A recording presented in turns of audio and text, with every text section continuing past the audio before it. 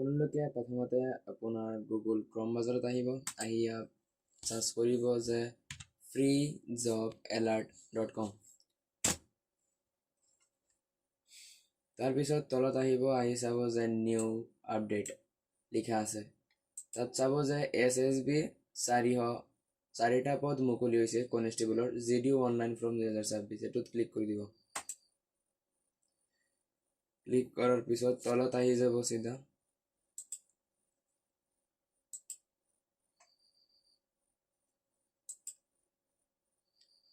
আহি ইয়াত চাব যে post name constable general duty under sport Coda. Total পদ মুকলি হৈছে 404টা পদ, ফিমেল আৰু মেল, মানে মহিলা আৰু পুৰুষৰ কাৰণে ওলাইছে। তাত চেলাৰী কিমান হ'ব মান্থলি সেইটো কৈ আছোঁ।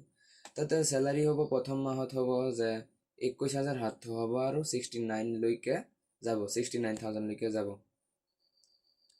তো ছাৰ্ভিচ জেনেৰেল চেণ্ট্ৰেল ছাৰ্ভিচ হয়, এইটো গ্ৰুপ চিত পৰে। আৰু এপ্লিকেশ্যন মোডটো হ'ব অনলাইন। চিলেকশ্যন প্ৰচেছ, ডকুমেণ্ট লাগিব, ডকুমেণ্ট ভেৰিফিকেশ্যন লাগিব, ছাপোৰ্ট এচিভমেণ্ট ভেৰিফিকেশ্যন লাগিব, স্কিল টেষ্ট এইকেইটা লাগিব। তলত আহা, তো ষ্টাৰ্টিং ডেট হৈছে যে 9 তাৰিখ 5 মাহ 2026, মে' মাহৰ পৰা ষ্টাৰ্ট হৈছে, আৰু লাষ্ট ডেট আছে 7 তাৰিখ 6 মাহ 2026। আৰু ৰিজাল্ট ওলাব যে কাট অফ মাৰ্ক 30 দিনৰ ভিতৰত পৰীক্ষা শেষ হ'লেই তাৰপিছত ওলাই যাব।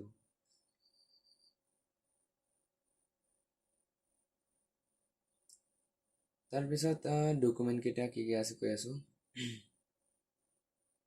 কেটেগৰী কৈলোঁ, কেটেগৰী ST আছে, OBC আৰু এক্স ছাৰ্ভিচমেন, UR আছে।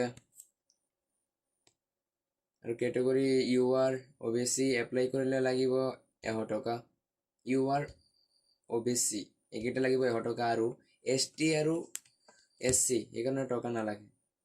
তো এজ লিমিট আছে 18 পৰা 23 বৰ্ষলৈকে। আৰু ইয়াত STৰ কাৰণে আছে 18 পৰা 25।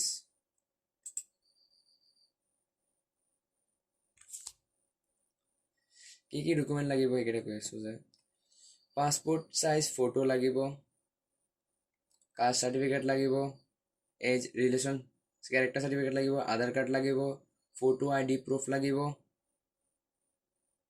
এইকেইটাই লাগিব। আধাৰ কাৰ্ড পান কাৰ্ড লাগিব।